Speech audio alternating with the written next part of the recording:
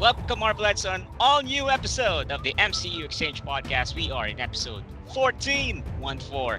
And I hope you guys are staying safe at home and you can listen to us over at different platforms, starting off with Spotify, YouTube, Anchor, Google Podcasts, Breaker. Just go listen, just go follow us on over there so that we can give you a shout out. You can listen to a lot of our episodes that we talk about the Marvel Cinematic Universe. And just want to give a shout out to all our followers at Facebook, that's facebook.com/themcexchange. Please do like us there.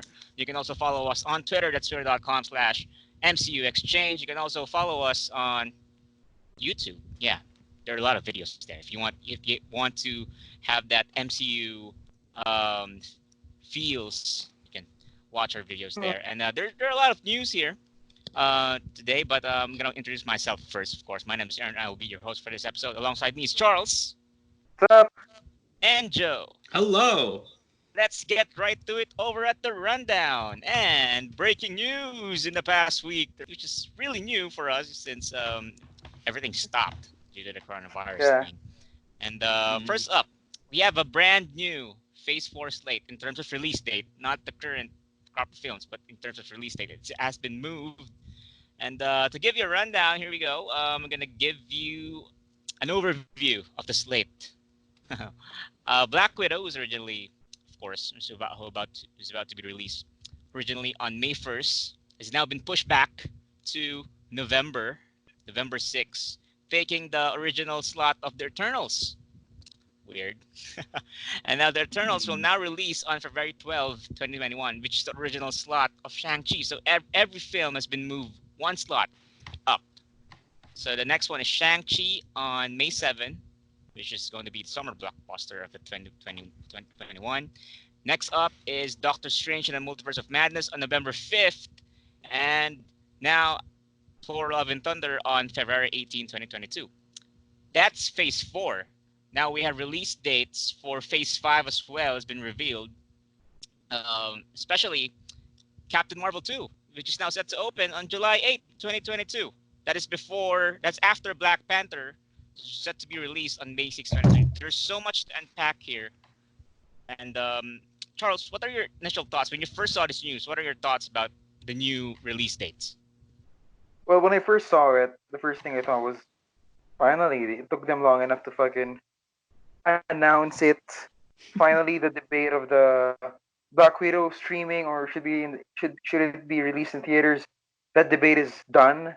We now know that it's coming out on theaters as they originally Yeah. intended to. Um, the wait will be a bit long. I think for the longest time, this will be, the first time that we won't have an MCU film in months. Hmm. Obviously, with all these changes, is are the Disney Plus shows going to be the sort of opening to Phase 4? I mean, currently, Falcon and the Winter Soldier is still posted for August, but the problem with that now is that they haven't exactly finished filming. They're about to wrap, but you know, it's not finished until it's actually finished. So who knows if they actually meet that August date?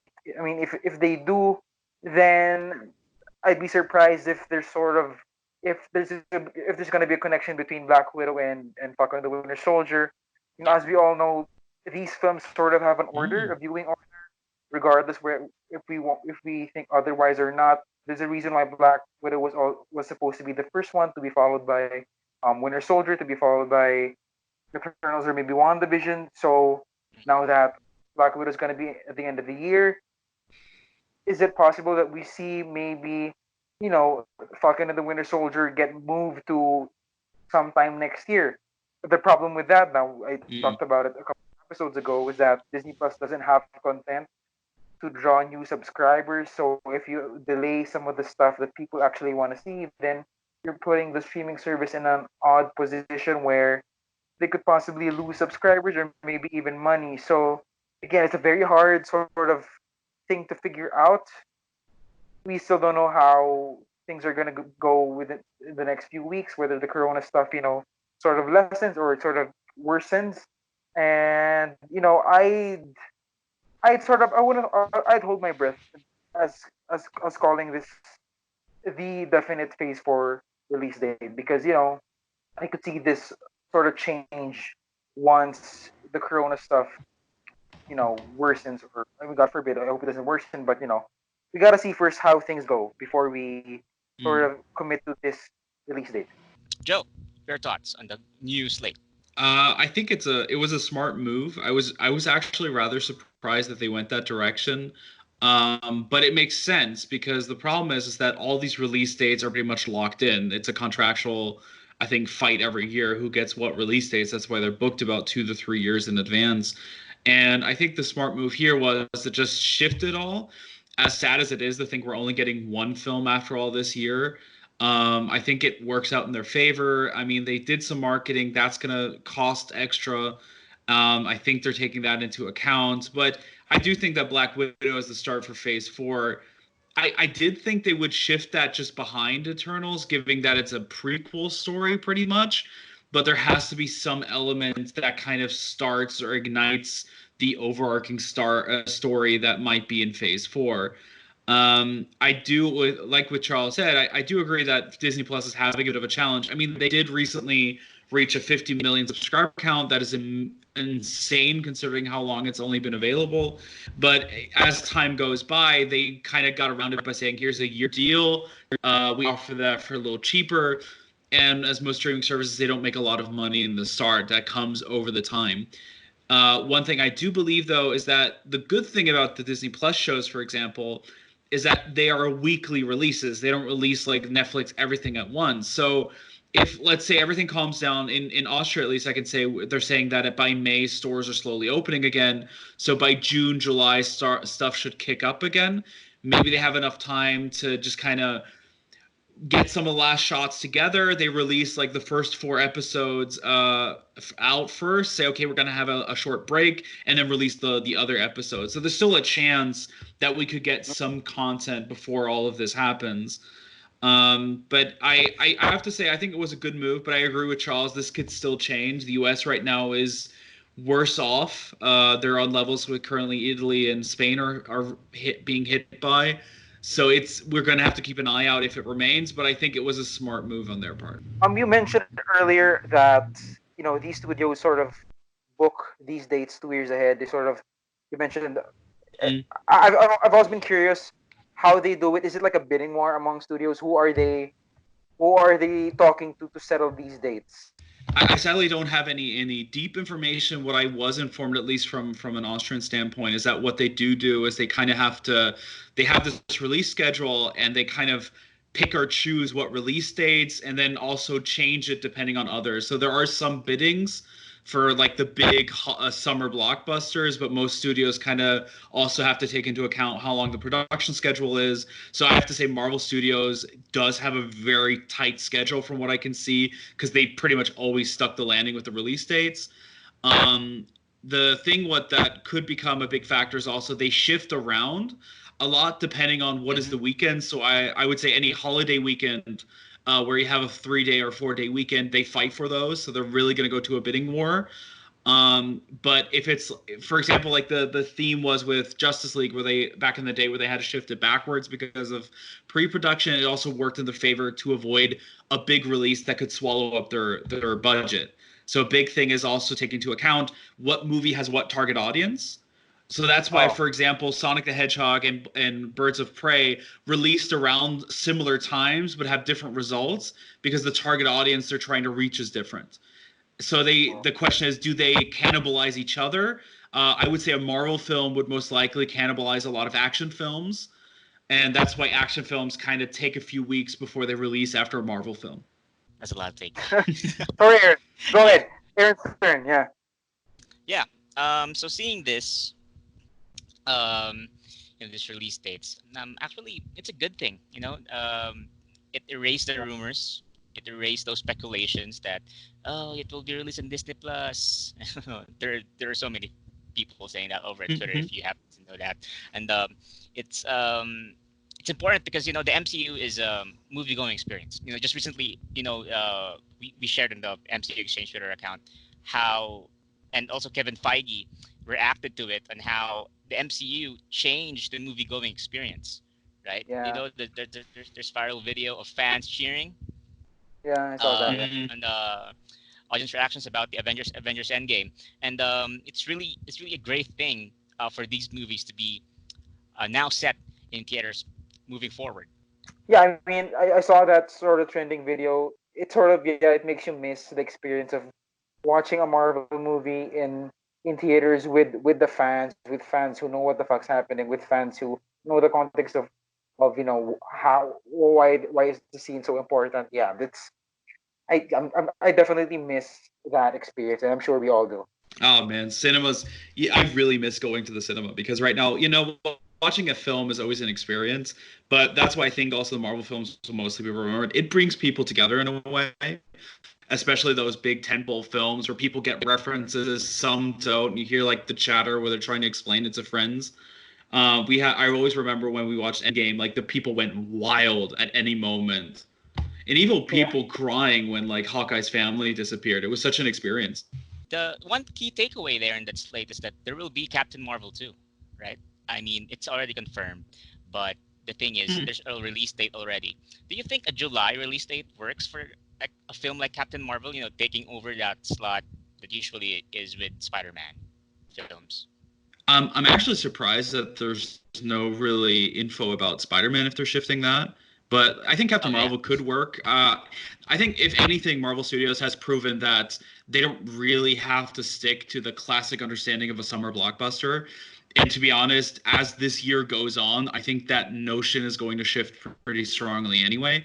Um, the question for me is, and I think the biggest challenge for Captain Marvel is there is a lot of controversy surrounding that franchise, and the sequel will pretty much prove if the people that watched it, the billion-dollar success was due to that controversy, or if that character can really hook line its characters, especially depending on what storyline they go through, because we still know quite little of how they're going to approach Captain Marvel. The yeah, first movie was an origin story, but there's so much possibility what they could do. They teased like a story with Ronan, but we're now 5 years ahead from, and that's just 5 years from the original timeline, and we still have all the time since the 90s. I have no idea what they're going to do with them. For the Captain Marvel stuff, it's sort of it's among all the stuff we found out, everything was sort of expected. At least the Captain Marvel stuff was unexpected because it's we haven't heard much from it since Kevin Feige did say last year during Comic Con that they were working on it. So that is sort of exciting. With regards to the Spider-Man stuff, as we always see on Twitter, it's not Marvel's thing to decide. It's a Sony just matter that I Sony. hope I hope they do address it within the next couple of months because there's a lot of talk that what if it moves to November, then it can coincide with the Daredevil rights reverting, then we can maybe have that Spider-Man Daredevil crossover. It could happen. Mm, Personally, I don't want to see that. I want to see a self-contained Spider-Man movie in his world with him dealing with whatever problems he has. Um, yeah. yeah, that's Okay. that for me. I'm excited for Captain Marvel too. I don't. It's weird for me that this franchise does have controversy attached to it, even though it doesn't necessarily merit Yeah. some controversy. So that's a sad part about it. But I'm excited to see whatever they have for Carol's next adventure. Yeah, sure. Okay. One thing on the Spider-Man, just in addition, I realized Sony was almost bankrupt. There were talks about it like the last 2-3 years. How will they be affected by this current coronavirus? Because every film company is going to take a massive hit right now. So I'm very curious how this affects Sony as well, and with their own plans, if they're going to stick to that route that they created, because this could be a challenging time for them. And I remember that now they're talking about Apple potentially buying Disney, but years ago they were talking about Apple trying to buy Sony. So this will be an interesting direction for film studios in general. And I believe there will be a lot of talks and a lot of meetings after all of this dies down, Mm, right? There will be a lot of pitches, meetings, executive meetings, management meetings, and talking about what to do. I mean, basically, it's a clean slate after this, guys, right? Okay, speaking of clean slate, earlier, we're now moving on to the next news. Earlier, Taika Waititi, the director of Thor Ragnarok and the upcoming Thor: Love and Thunder, went on an Instagram live. Basically, his first goal was to rewatch Thor Ragnarok, but As I actually watched the whole live earlier because I was covering it for the direct. And the Oh, thing is, nice. uh, there are so many reveals. At first, he was watching Thor Ragnarok, and kind of shifted there because Tessa Thompson and Mark Ruffalo joined in during that live, and they talk about a lot of stuff. And Taika talks a lot, and he babbles a lot about Thor franchise, and he actually made a fake script just to fool fans, showing that Tony Yes. Stark Tony Stark is alive. It's been Tony Stark and Thor talking about you're alive. Yes, I'm alive, bro. And then and then also you mentioned that Thanos is also alive. It sent fans to the frenzy. But one of the more important reveals there is that we have our first concept art for Thor: Love and Thunder. We have a new concept art of Meek, which has a new armor and also in Earth clothes, in a female Earth clothes. I don't know if he's Mm. female or I don't know if he's or aliens as a gender or something. But the thing is, Meek will have a new armor. Meek will have a new. The Taika mentioned that the Asgardians will try to blend in with the humans, and it will be fun to see. Real fun to see Asgardians trying to adapt to life on Earth, even after the 5-year gap in Avengers Endgame. And also, we've received a new concept art of New Asgard. Um, it was they're trying to rebuild it because Valkyrie is the new queen. Joe, when you first saw those concept arts, what are your first thoughts about? Is it different from Thor Ragnarok, or is it an upgrade from Thor Ragnarok? It's definitely what I can say. It's definitely Taika Waititi. Yeah, It's what I thought, and this is a weird idea, but the first thing I thought when I saw the concept art was it was Meek in like a businesswoman outfit, and there were the yeah, rumors that Christian Bale is playing the villain, the Minotaur, who also is like a business owner of Roxxon, and for some reason, and I wouldn't be surprised by Taika to do this, would he turn half of Thor into a espionage, business espionage film? Where they're infiltrating the company as Asgardians, pretending they work there and stuff like that. I don't know why I had the idea, but it sounded fun. yeah, I mean, that sounds fucking hilarious. And as we all know, Taika was pretty coy on who Christian Bale was playing in the yeah, in the stream.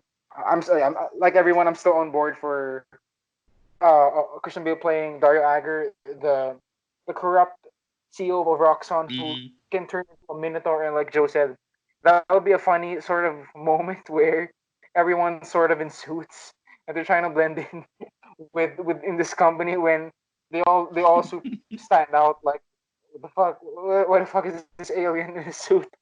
He's not fooling anyone. But yeah, it's I like the whole concept art release. What stands out to me was the Asgardian concept art of New Asgard rather. If you look closely in the Mm-hmm. concept art, you could see some Viking ships in New yeah, Asgard. That excites me. I'm curious if we're gonna get sort of a more Viking esque production design. Obviously, with Asgard, they've sort of been high tech at the same time being sort of ancient. So I wonder what kind of technology they have with the Viking ships. Maybe they can actually fly.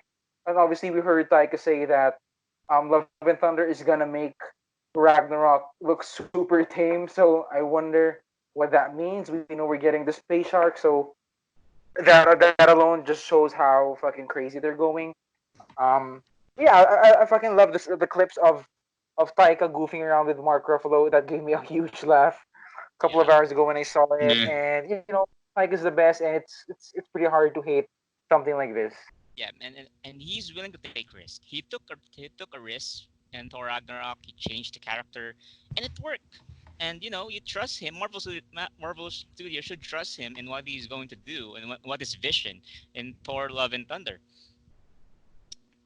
Also, he debunked several rumors. Just want to say that he debunked several rumors about Silver Surfer appearance, about a Silver Surfer Yeah. Mm. potential Silver Surfer appearance. He simply said he couldn't say, and he was like, okay, typical Taika.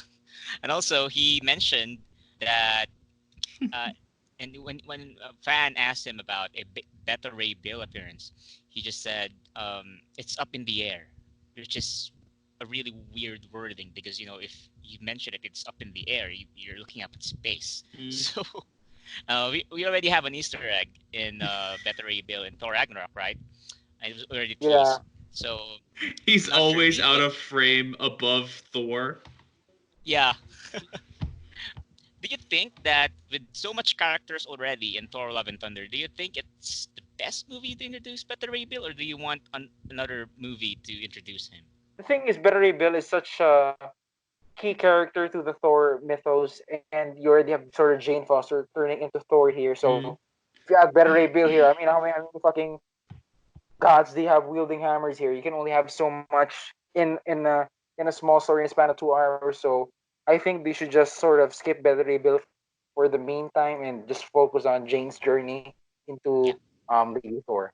I think the question is for me is what they're building up to, and we don't know if like is this a new trilogy? Is this going to be the last Thor film? Because having a fourth installment is a whole new territory for the MCU. Uh, the thing that I find interesting is we have Groot, we have Jane Foster Thor, we have Thor, we have Valkyrie, and there's the rumors of Beta Ray Bill. This doesn't seem too far fetched that they may have a Thor corpse moment. Something we saw in the comics not too long ago, that they have like different versions of Thor fighting together. And I Interesting. think Yeah. if anyone would be able to pull off Frog Thor, it would be Taika Waititi. There's a Mm. lot of interesting things they could do here, but I do think that they shouldn't overdo it. I think that's one thing that Ragnarok tried to do. Balances a lot. It works, but I think more and more could overwhelm a little. It's interesting you said that, Joe, about the Thor corpse, and Mm. it's been confirmed that Whitey revealed that space sharks will appear in Thor: Love and Thunder, Mm. which is also a reference to the Star Sharks.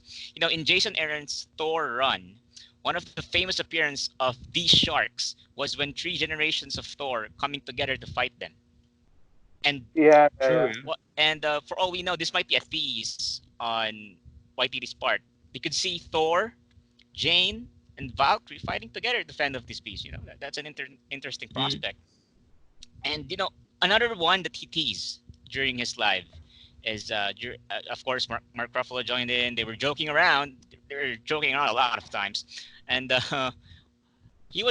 Mark Ruffalo asked, like, "Am I in there? Like, do you want me to join the next movie?" And White Diddy hinted that we might see the return of Hulk in Thor: Love and Thunder. And I don't know if that's true because they're joking around. They're trying to invite Mm. fans to join another live stream for tomorrow. But the thing is, it makes sense because Hulk was familiar with New Asgard, as we saw in Avengers Endgame. He already had an established bond with Valkyrie, Korg, Meek. After fighting alongside them during Ragnarok. And it will be fun to explore what he has been up to after the Infinity Saga, and also his dynamic with the current crop of Asgardians. Joe, what do you think of Mm. a potential return of Hulk in Thor 4? If he does return, I hope it's no more than a cameo. Because I Yeah, think I love the integration of Hulk with Thor in Ragnarok. I thought that was a fantastic addition. But I think we're at a point where, as much as I love all these characters, I do fear that they would start overshadowing each other. And especially with the focus, like alone the stories they're trying to tell here, we have a new villain we don't know yet. We have new Asgard being told, Thor's story, Jane Foster's story. It seems Meek and Korg are getting a bit more focus, and then the Guardians of the Galaxy are also probably part of it. So my only way it could work is that they show up in the beginning, and then the story focuses more on Thor. So it's like a lead way out of Endgame. I would absolutely say that if Marvel Studios has the balls to just have Hulk show up, no speaking lines, just walking around in the background, oh no one my god, addresses it, I would respect them for that. yeah. Charles, your thoughts about Yeah, Hulk? I mean, my answer is the same. I think if Better Raven has a slim chance of showing up here, I think Hulk has a slimmer chance. I mean, yeah, you have the Guardians and everyone else here. I think at this point, yeah, just keep everyone in their lane. sort of, so to Mm-hmm. speak, so we could get a more focused film this time around. Because as fun as Ragnarok was, it did feel unfocused for the most part. Like all the Asgard stuff was kind of lame, and all the Sakaar stuff was cool. So just stick to one thing, and you're gonna end up with a great product. Okay. Next up, we have other news about Ant-Man 3. It was reported earlier that Marvel was reportedly keen on introducing the villainous MODOK and the Young Avengers in Ant-Man 3. We've talked about this, several episodes ago about the potential appearance of these two, and now it's been confirmed that previous drafts written by Paul Rudd himself featured the featured MODOK. And Charles, can you expound on the current news about this? Well, this is probably my favorite sort of info this past week because it's according to Geeks Worldwide, Thomas Polito, he said that MODOK is essentially the benefactor character we've been hearing about for the past few months. In case you missed it, a couple of months ago, a casting call came out that saying that Marvel was casting this mysterious character that they refer to as the benefactor. Um, Mm-hmm. if I'm not mistaken, I heard that this character was gonna show up in a couple of MCU films. So hearing that this is in fact MODOK is very very exciting because it's a fucking floating head and he's sort of the perfect villain to have in a crazy film like Ant-Man. Like if you put him anywhere else, he might stick out like a sore thumb, but with something like Ant-Man, it's super exciting. Unfortunately, if you've been sort of expecting that this was going to be Norman Osborn, it's not. I mean, I would have been fine with Norman Osborn, but MODOK is such a fun villain to have, and I'm excited that it's looking likely that he's gonna be the big bad in Ant-Man 3 because, as we all know, the report also said that Paul Rudd, who wrote some of the earlier Ant-Man 3 scripts, had him as the sort of common villain. So I think it's very likely. Thomas Polito also said that Young Avengers might happen here. Um, we heard that they were originally gonna have the Fantastic Four, which I think was a fucking terrible idea. I'm glad they scrapped that. I'm glad they're going for the Young Avengers. So as far as as far as story rumors go, this is fucking pretty exciting. Joe, your thoughts about this? MODOK, Ant-Man 3. Oh, I am very excited for MODOK. I think it's a hilarious concept of a character. So introducing him in Ant-Man 3, I think, is a genius idea. I've also been a big fan of them bringing back elements from old films that just kind of weren't really utilized, like AIM. Um, One thing that I have a bit of a theory on, because Benefactor was talked about for quite some time, that was potential, like even before Phase 3, I think ended, there was some kind of small rumor of some big casting they're doing that sparked the whole, oh, it's a Norman Osborn because Far From Home's coming out. I kind of think I remember that was like some kind of screenshots of a scene in Black Widow where you see Yelena on a table, and it said something like AIM on a sign there. I wouldn't Yeah, be surprised if he is introduced as his normal human version in a prequel story to bridge the gap to the 5 years that he would then become the huge brain. So they can kind of tease his existence and then bring him full on. So it's not like oh, here's a giant man and a huge brain. Yeah, Huge brain, just huge head. But huge I head. think it's exciting. I agree that Fantastic Four would not have been a good thing to enter. I think that's just way too early, and at the same time would just take away from such important characters. I do know that I think the director, Peyton Reed, is a huge Fantastic Four fan who once actually prepared a script for a series on them, a film on them, and I'd be very happy to see if some of those elements come over. I'm really curious though if it's Young Avengers. I think it's going to be like so either they can go two routes. It's like, okay, they're training Stature, the next generation for the Ant-Man technology, and then she joins the Young Avengers at the end, or they go a different route and that Ant-Man is kind of a trainer of the Young Avengers. I don't think they're going to do that because that would potentially take a lot away from Ant-Man. My only worries is that if you introduce the Young Avengers, that is also a bit more of a comedic series. do they overshadow each other with comedy, or can they then tell a serious story? Because I love Ant-Man and the Wasp, but I do think it had very over-the-top goofy moments as well. And also, there's this new writer, Rick and Morty writer that will be joining Ant-Man 3. Yeah.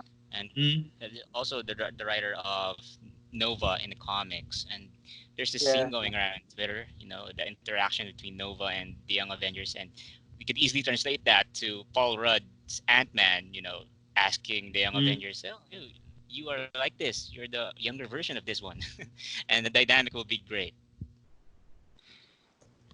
As long as no one is turned into a pickle. Oh, yeah. Oh, my God. Pickle Louise.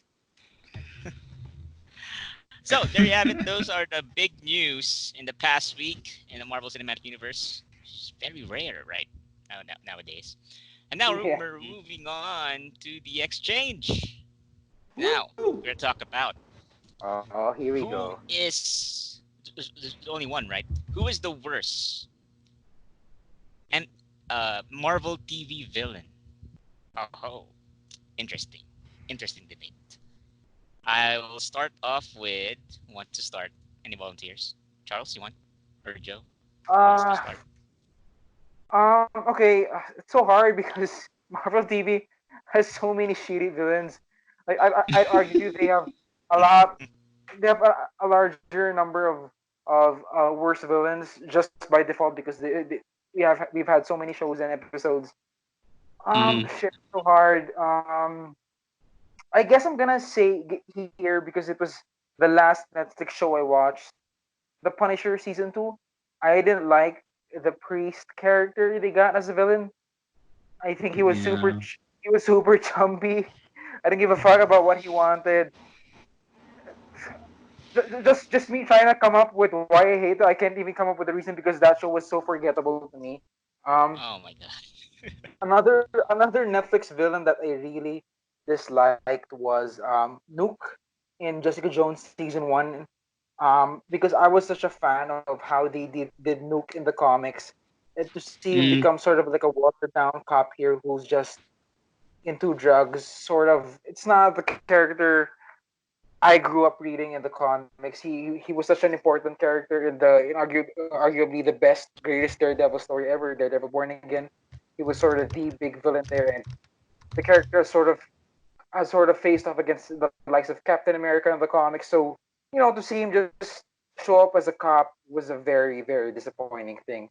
So these Netflix shows, there's not a shortage of bad villains. I mean, Luke Cage obviously is probably the most infamous sort of villain there, Diamondback. So I'm sure you guys will come up with a ton more horrible villains from Marvel TV. Is it bad to say that I kind of like Diamondback? There were because I haven't watched Luke Cage, so go. there were elements of him I liked, not the whole pot package, but I liked some of the ideas, and I respect that show, especially with how little they used costumes in the show, in the Netflix shows, that he actually got something of a comic accurate costume by the end. But I have to say, for me, like, if it comes to the worst villain character in a Marvel TV show, especially Netflix, it has to be the whole second season of Jessica Jones with her mother being a villain. Oh my god. Shit, I forgot about that. Yeah, that fucking infuriated me. It was an interesting concept on paper, and I think there were very good elements about it. But it did not pull through as I think they planned on to, with the whole psychiatrist thing, and then it becomes about, like, the story they're trying to tell, like the ending and where it leads is a fantastic concept, especially for a character like Jessica Jones. But the follow-up, Kilgrave, who alongside Kingpin are probably some of the best villains Marvel has ever produced, was just so disappointing because it just dragged on. The story was such a back and forth, and she wasn't really a villain, but they said she was, and then she wasn't, and I don't know. It didn't really do anything for me. And I have a similar issue with Agents of Shield's Ruby Hale, the daughter of the next generation of Hydra. Yeah. because I'm generally not a big fan of whiny villains. It's so funny because when you mentioned Ruby Hit, I was like, who? And then I remember she was Dove Cameron. Yeah, I remember. Yeah. I may have had to Google it just in case because I couldn't remember the name. So bad. Yeah. Gerald, Halo, Ruby. My entry is Madame Gao of Oh. the Hand. Oh, I just, in a personal standpoint, I just felt cringy to me whenever she's on screen. I don't know. I just felt that urge to be, not motivated when he's on screen during Daredevil and also Iron Fist, and also Defenders.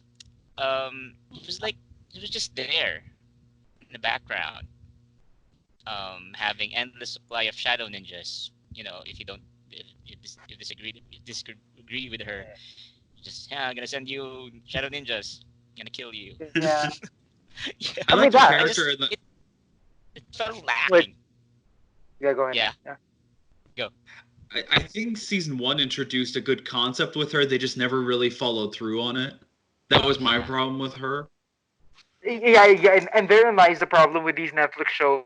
They sort of have good ideas on how to sort of tease what the fuck's happening. I mean, like, Mm, though I didn't mind Madame Gao until Daredevil's, until Defenders, sort of when they sort of unraveled to what the Hand was, and you could tell that they sort Yeah, of didn't have a plan from the get go. I like yeah. all the setup, Stick and Madame Gao, and all the sort of mystical aspects they're teasing, like in the comics, the Hand is a very mystical sort of organization. Like they worship a Japanese demon called the Beast that would possess creatures and whatnot. So to see it pay Mm. off in a manner that it was like the opposite of mystical. It was very very fucking disappointing.